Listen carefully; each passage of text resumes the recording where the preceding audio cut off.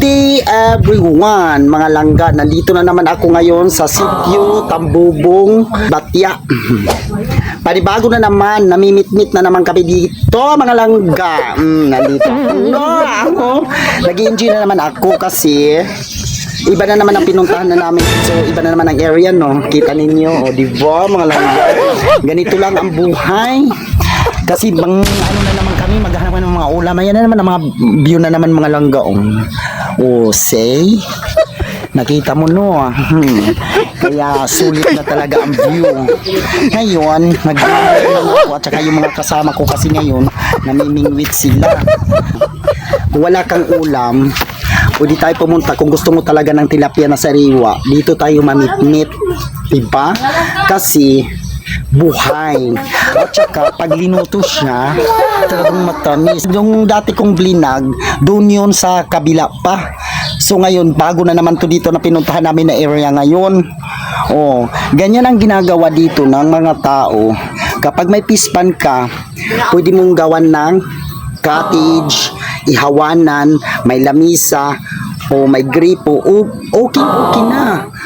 So, mabubuhay ka na talaga kasi yung nabipingwit namin, yun ang babayaran lang namin. Tapos, libre ng pakon. Malilibang talaga ang tao dahil namimingwit siya.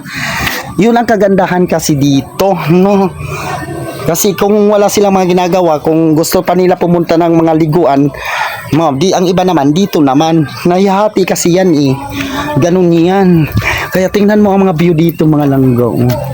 Ang dami ng bayabas din nila, oh. May mga bunga din. Ang ganda dito, mga langga. Oh, ito ang likod ng bahay nila, parang napaikutan ng talaga ng pispan. Maganda talaga dito, mga langga. Yan, namimit-mit na sila, oh. Ito talaga maganda ang view dito, mga langga. Yan, oh. Yan ang may mga malalaki nga. Marami yan. Sinyo yan, mga langga. Ayan ang mga bunganga ng isda, oh. Mga tilapia yan, mga langga yan. Marami dito. Unang-una sa lahat, ganyan ang ginagawa nila. Ayan. Ang tawag nila dito niyan ay mamit-mit. Yan, sa Tagalog. Kung sa Bisaya, mamingwit. Kung sa Waray, mangangawil. Nangangawil. Yan. Oh, diba, kahuli na. So mabilis ka lang makahuli dito. Yan. Oh. Kaya mag-aabang din sila kung ilan ang makukuha nila. Yan ang per kilo nila. Kapag wala tayong mga ginagawa, mga langga, maglibang na lang tayo dito, no. Kaysa magmukpukong tayo ng bahay, so maghanap tayo ng paraan para sumaya din tayo. Di ganito na lang ang gawin din. So ngayon, ayan ang mga ginagawa nila dito. Naglilibang kasi wala namang gagawin doon, magmukmuk ka lang, dito ka mag-enjoy para sumaya ang buhay mo, di ba? Nakaka-enjoy din, nakakaaliw. Tsaka makikita mo rin ang mga view dito na maganda talaga, tsaka mahangin. Ganun lang dito, mga langga. Ayan nga, oh. Wow. Yan. Mga 3 kilo mahigit yan. Mga 4, no? 4 na kilo. Yan ang nahuli, mga langga. Yan, oh. Oh, diba? Lalaki na, oh. Kaya nga yung nangangawil dito, lalaki yan. Hindi na kontento na mag-arne. Lumusong. Ano ang itsura? Yan, nakakuha na siya, oh. Bongga. Wow. Galing. Galing niya talaga. Kunin ko, diba?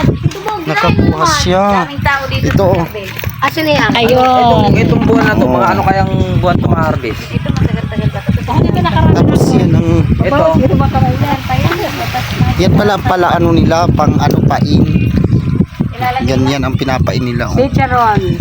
Nung nakaraan. Kumakain pala siya ng Tayo mga banyan. chicharon, macaroni. Yan. May amin. Order ba yan? Order na talaga yon. La, lumundag na. Customer pala talaga. Ate Raquel! Ay! Tuwang-tuwa talaga yan. Lagi nakakahuli yan. Hanggang dito na lang, mga langga, at maraming pong salamat. Kung sino nakagusto dito, paki-follow na lang, please. Kunting tulong lang at saka share. Thank you.